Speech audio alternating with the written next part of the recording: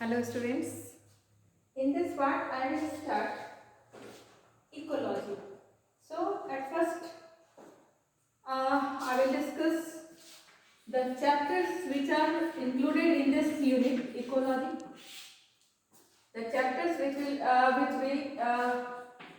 learn in this chapter is first is organism and population. Organism and population.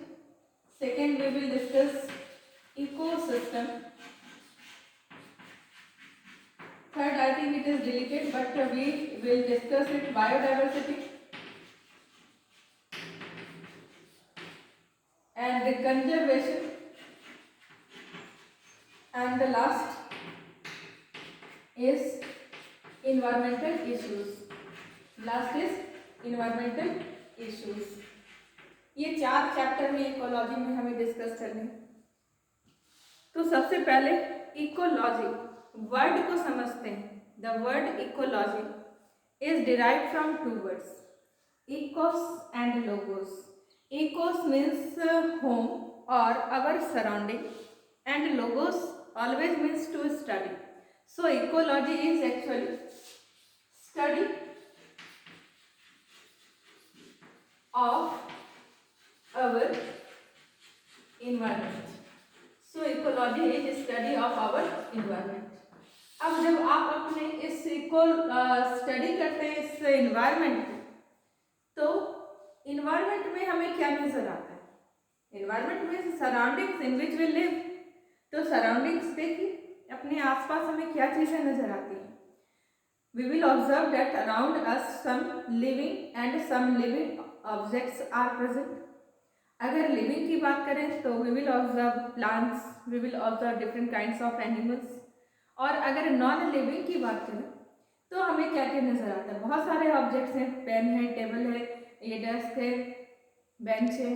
इसके अलावा आप देखते हैं सनलाइट है, इसके अलावा आप देखते हैं वाटर है, रेन वाटर है, इसके अलावा आप देखते हैं सॉइल है। तो ये सारी चीज़ों से हम कह सकते हैं कि our environment is made up of 2 types of factors. These 2 types of factors are, some are living and some are non-living. The factors which are living are called biotic factor and the factors which are non-living are called abiotic factor. तो ये सारे factors को आपने broadly classify कर दिया 2 group में, biotic factor और abiotic factor में। तो what is ecology? Ecology means study of our surrounding और environment. And what is environment? Environment is surrounding in which we live and it is made up of biotic and abiotic factor. अब आप और थोड़ा से ध्यान से देखें, क्या ये बायोटिक फैक्टर और एबायोटिक फैक्टर एक दूसरे से इंडिपेंडेंट हैं या एक दूसरे पर डिपेंडेंट है? क्या इन दोनों के बीच आपको कोई इंटरेक्शन होता हुआ दिख रहा है या आपको लगता है कि इनके बीच में कोई इंटरेक्शन नहीं होता है? ध्यान से देखिए, सराउंडिंग्स को देखना है तो ध्यान से देखिए कि sunlight is the ultimate source of energy and this sunlight is utilised by the green plants for the process of photosynthesis. है ना ऐसा कि हम क्या देखते हैं? हम लोग ये ऑब्जर्व करते हैं कि जो सनलाइट है, ये सनलाइट जब अर्थ पर आता है तो इस अर्थ पर इस सनलाइट को यूज कौन कर रहा है? ग्रीन प्लांट्स यूज कर रहे हैं। और ग्रीन प्लांट सनलाइट से क्या कर रहे हैं? तो ग्रीन प्लांट सनलाइट से फोटोसिंथेसिस के प्रोसेस को कर रहे हैं। ठीक है, तो क्या था? क्या सनलाइट और ग्रीन प्लांट के बीच में कोई इंटरेक्शन नहीं था या इंटरेक्शन होता हुआ आपने देखा? Yes, you have observed a interaction between light and plant. Light is abiotic and plant is biotic. तो ऐसे इंटरेक्शन यानी हमारा इन्वायरमेंट जो कि बना है एबायोटिक और बायोटिक फैक्टर्स से, लेकिन ये बायोटिक और एबायोटिक फैक्टर एक दूसरे से ऐसा नहीं है कि ये एक दूसरे के साथ इंटरेक्ट नहीं करते, बट यहाँ पर इंटरेक्शन होता है दोनों के बीच और इन दोनों के इंटरेक्शन से एक सिस्टम प्रोड्यूस होता है। That system is eco. That system is eco और our environment.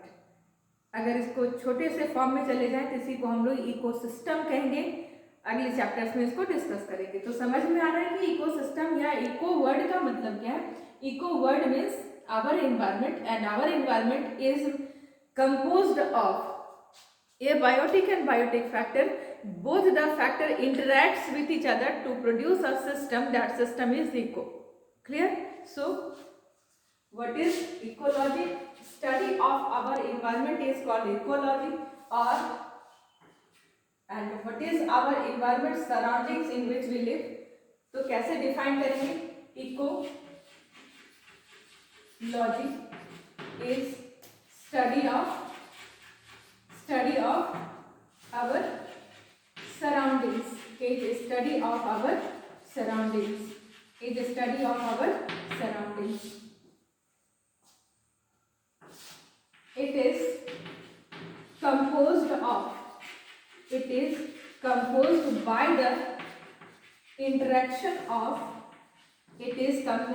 the interaction of both a biotic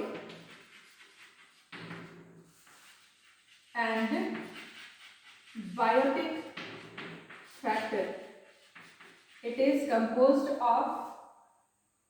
by the interaction of both biotic and abiotic factor. What are abiotic factor? So non-living, and what are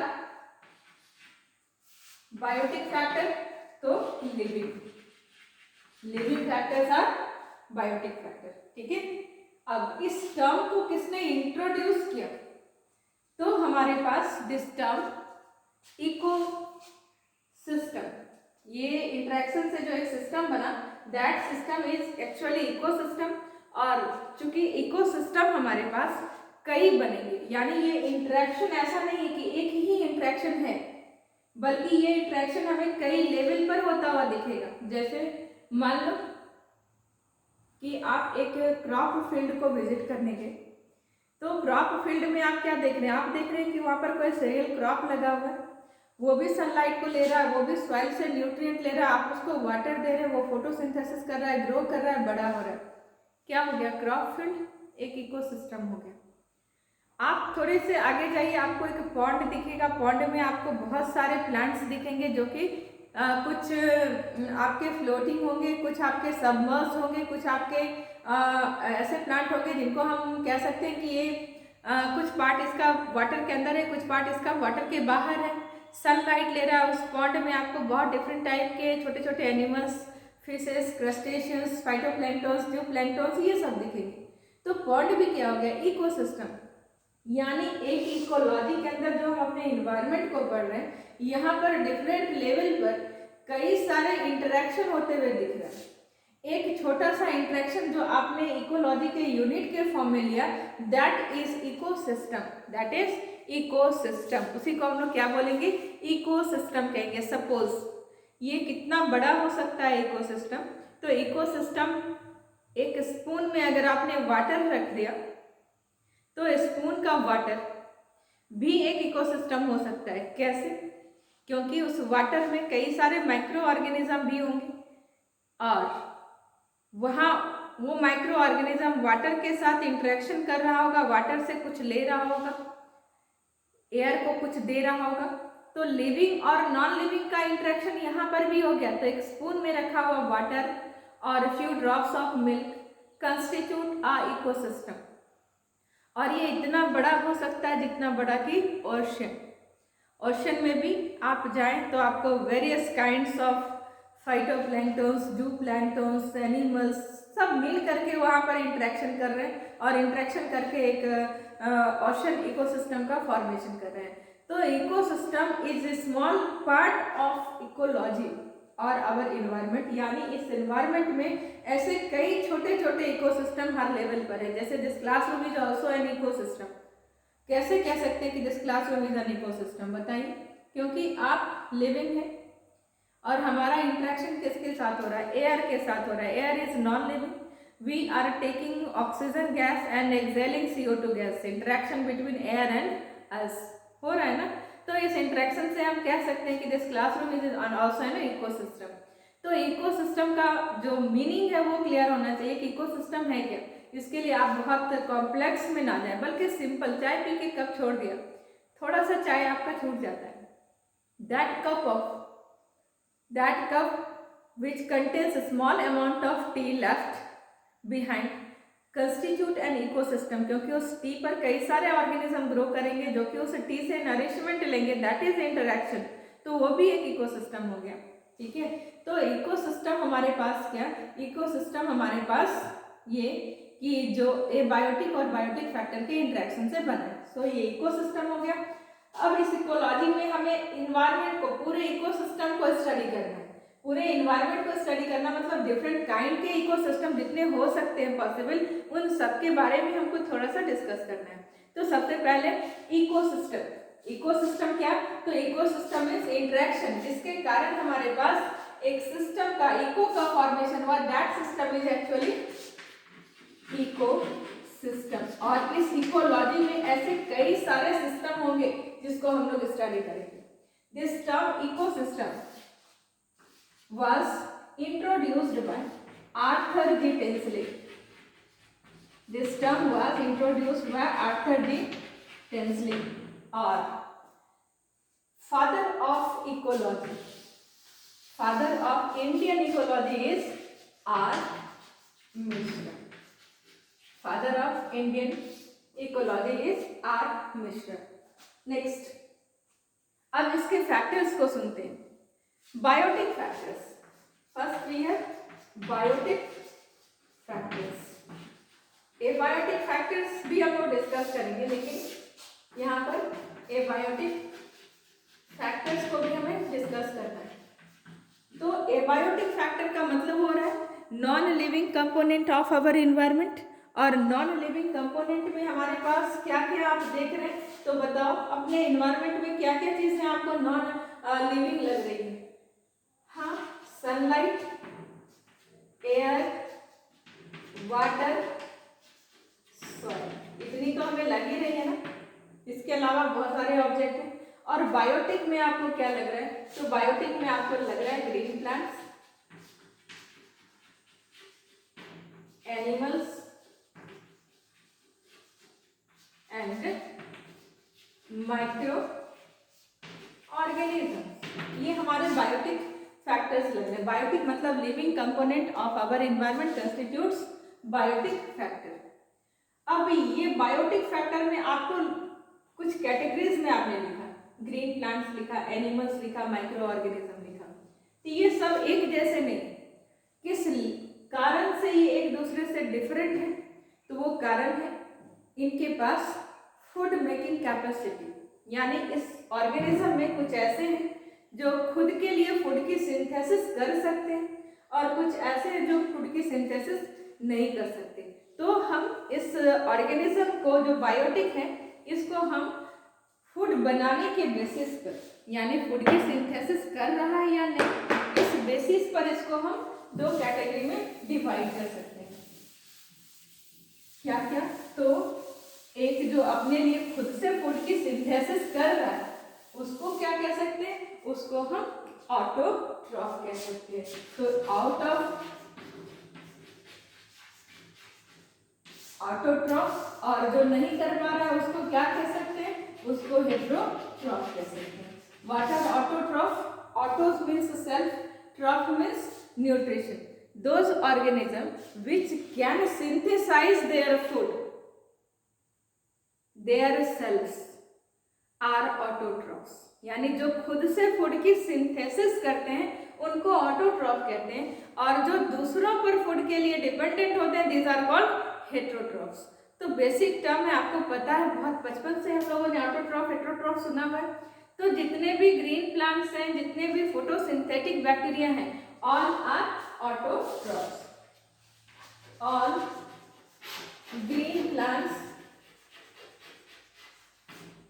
and photosynthetic bacteria. और heterotroph में क्या हो गया, तो all animals. ठीक, तो photosynthesis तो clear है, आपको पता है। अगर डाउट होगा तो फिर फोटोसिंथेसिस के लेक्चर में आप इसको देख लीजिएगा। ठीक है, अभी आगे देखो, ये बायोटिक फैक्टर में क्या कर दिया आपने, तो दो कैटेगरी बना दी, एक जो फूड को बना रहा और एक जो फूड के लिए दूसरों पर डिपेंडेंट है। अब ये ऑल एनिमल्स आर हेटेरोट्रॉफ, ये सारे के सारे हेटेरोट्रॉफ हैं, यानी फूड के लिए ये दूसरों पर डिपेंडेंट है। लेकिन अगर एनिमल्स को देखा जाए तो ये ऐसे डिपेंडेंट ऑर्गेनिज्म हमारे पास साइज के हिसाब से, क्योंकि ये दूसरों से नरिशमेंट लेगा। ऑटोट्रॉफ खुद से फूड की सिंथेसिस करता है ना, ये फूड बनाने वाला है, इसलिए ऑटोट्रॉफ को हम क्या कह सकते हैं, ऑटोट्रॉफ्स आर कॉल्ड प्रोड्यूसर्स।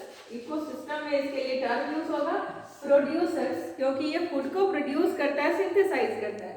और हेटेरोट्रॉफ क्या है, तो सारे एनिमल्स हैं और ये इससे फूड को लेते हैं।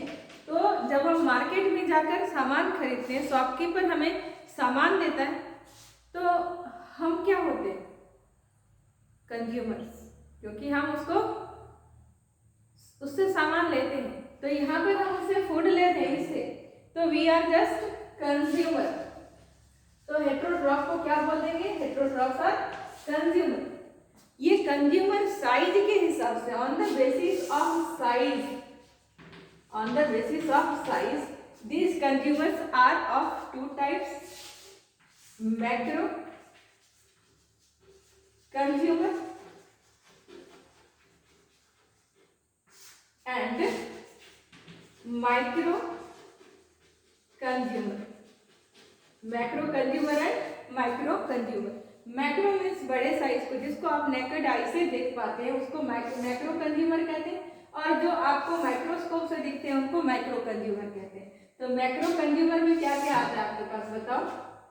सबसे पहले कैटेगरी में हमारे पास आएगा primary consumer, sorry first category में हमारे पास क्या आएगा, तो फर्स्ट कैटेगरी में हमारे पास आएगा प्राइमरी कंज्यूमर। इसके बाद क्या आएगा, जो पहला कंज्यूमर है वो आएगा, कौन होगा पहला कंज्यूमर, जो ग्रीन प्लांट्स को डायरेक्टली खाता होगा, उसको हम प्राइमरी कंज्यूमर कहेंगे। विच directly eats green plants. Example बोलो क्या आएगा, ऑल हर्बीवोर्स, जितने भी हर्बीवोर्स है सबको हम प्राइमरी कंज्यूमर कह सकते हैं। सेकेंड इज सेकेंडरी कंज्यूमर,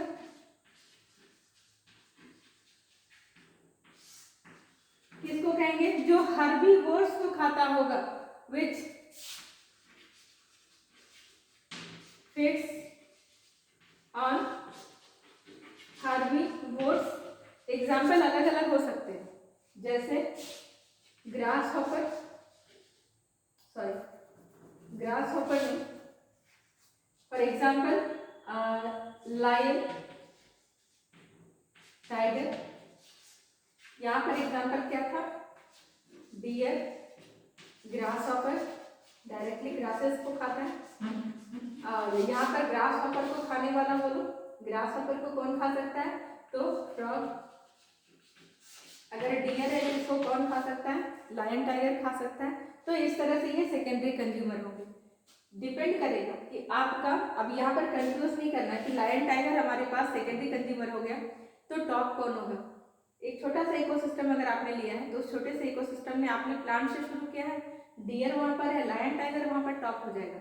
कोई इकोसिस्टम में फूड चेन हमारा लंबा भी हो सकता है, जहाँ पर ये 5वें लेवल पर हो सकता है, लेकिन कहीं पर ये 3rd लेवल पर भी प्रेजेंट हो सकता है। डिपेंड करता है वो खा क्या रहा है। ठीक है, इसी तरह से टर्शियरी कंज्यूमर, किसको कहेंगे टर्शियरी कंज्यूमर, तो टर्शियरी कंज्यूमर जो सेकेंडरी कंज्यूमर को कंज्यूम करता है, which feeds on secondary consumer। अब एग्जाम्पल देखो, इस फ्रॉग को कौन खा सकता है, फ्रॉग को खा सकता है स्नेक, इसको कोई नहीं खा सकता।